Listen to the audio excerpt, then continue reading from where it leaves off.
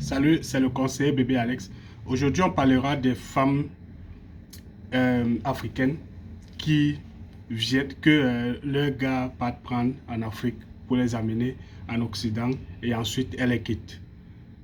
Euh, mes, mes chéris, si vous avez un projet de quitter un homme qui vient vous prendre en Afrique pour l'Europe, c'est mieux d'être honnête avec lui. La pauvreté ne doit pas vous faire des choix juste parce que vous allez dire non, si je lui disais que je ne veux pas de lui, il n'allait pas m'aider. Soyez honnête. Il y a des hommes en bain qui peuvent vous aider pour rien. Il y a des hommes en bain qui peuvent vous dire, à qui vous pouvez dire non, je ne veux pas être ton épouse, mais je voudrais que quand tu viens en Afrique, on passe du bon temps et tout, mais tu me soutiens aussi financièrement. Ou alors tu lui demandes le couloir pour venir en bain, pas pour le faire souffrir. Je commence par ce propos-là.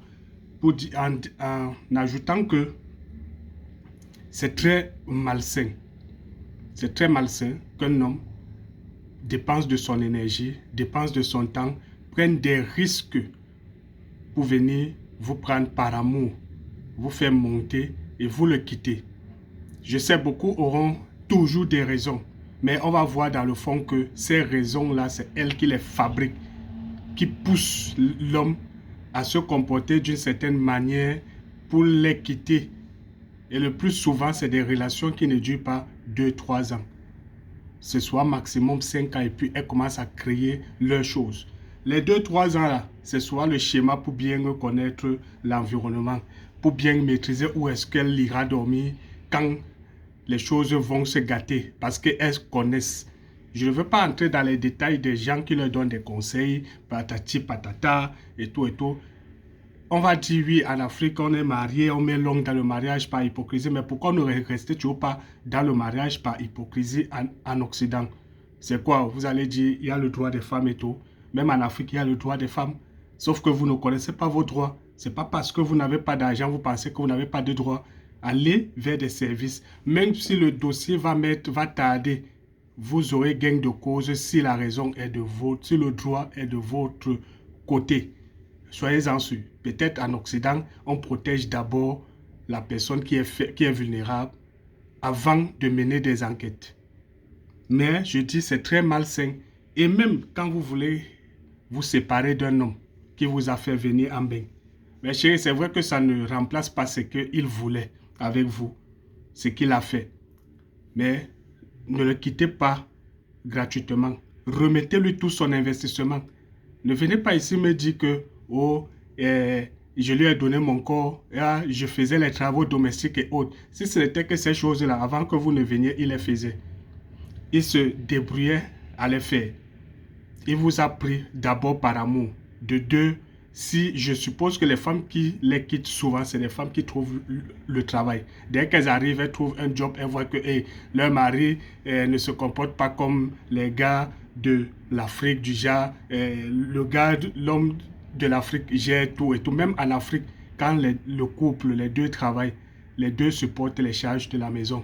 Donc vous ne pouvez pas venir dans une nouvelle culture et penser que vous allez vivre de la même manière qu'en Afrique. En Afrique, même si vous n'avez pas de maison, même si vous n'avez pas les moyens de louer, vous avez au moins une maison où vous irez dormir, où on ne va pas vous stresser. En Occident, ce n'est pas le cas. Et je voulais revenir sur un cas encore. Vous devez lui rembourser son investissement.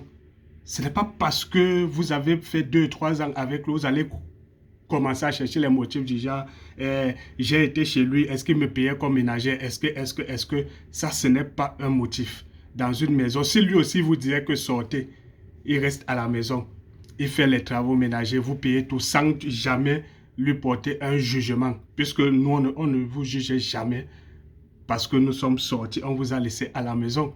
Et comme vous dites, les droits des femmes, vous ne savez pas que même en Occident, les droits des femmes, ce n'est pas seulement le droit.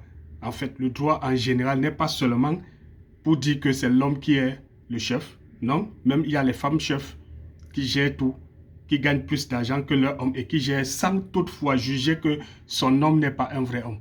Non, parce que c'est la culture. C'est un nouveau contexte.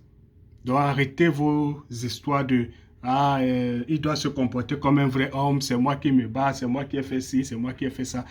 Sur l'investissement, sachez, l'homme qui vient vous doter, il entreprend les démarches administratives pour vous faire venir. Seulement les dots qu'on demande aux benguistes, ce n'est pas les dots de moins de 4 millions. Des fois même, bon, je peux encore dire même 3 millions. Minimum 3 millions. Des fois, d'autres exigent les mariages. Et c'est souvent lui qui dépense. Ce n'est pas parce qu'il a versé une dot de 4 millions que tu vas dire, ok, je vais te rembourser la dot de 4 millions là. Avant d'arriver à la dot, sachez que la famille qu'il déplace, deux fois la famille ne les soutient pas. Donc même les dépenses qu'il a faites pour faire déplacer sa famille vers chez vous, tu dois lui demander combien ça a valu. Même le billet d'avion qu'il avait payé pour venir en Afrique pour toi, parce qu'il ne venait pas pour les vacances, pour s'amuser, il venait pour toi. Tu dois comptabiliser ça. Parce que même quand il était en Europe là, comment dire, il te nourrissait, il te donnait de l'argent de poche et tout. Compte tout ça. Même si c'est je vais encore dire quoi, les procédures administratives qu'il a faites dans ton pays, dans le pays d'où tu viens, et même au niveau où il est. Il a payé, il a dépensé. Même pour son transport, tu dois calculer tout ça et lui rembourser. Parce que vous pensez que c'est trop facile. Et sachez aussi que pour vous, souvent, quand vous quittez vos frères africains là, qui vous amènent, c'est pas pour aller chercher un autre gars en Afrique. C'est pour être avec quelqu'un qui est déjà sur place ou pour rester seul et profiter des avantages sociaux qu'on vous donne.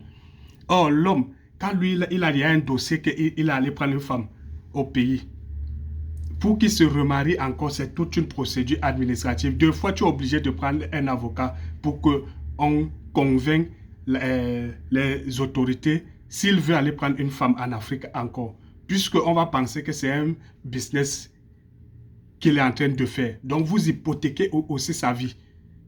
Il n'est pas aussi obligé de prendre une femme en Occident directement. Il peut aller prendre sa femme en Afrique, sachant qu'elle partage les mêmes valeurs que lui et tout. Sinon, il aurait pris une ouate.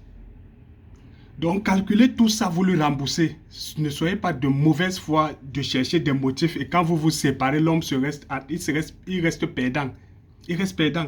Si vous voulez dire que on dormait ensemble, il montait sur moi, est-ce qu'il me payait? Ok, calculons au prix du pays.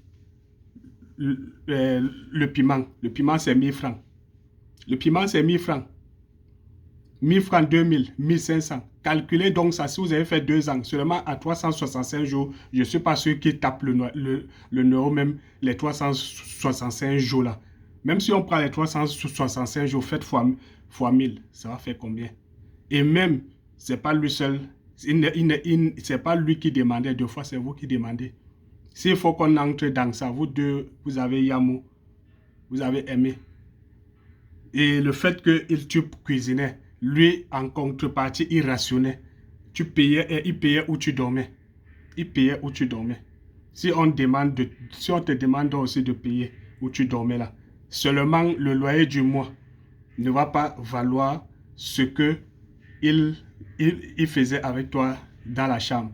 Donc, la pauvreté, je reviens encore sur cette fois, la pauvreté ne doit pas être un motif pour faire de mauvais choix ou pour venir faire souffrir les gens. Respectez les investissements des gens, respectez la sincérité des gens, des hommes.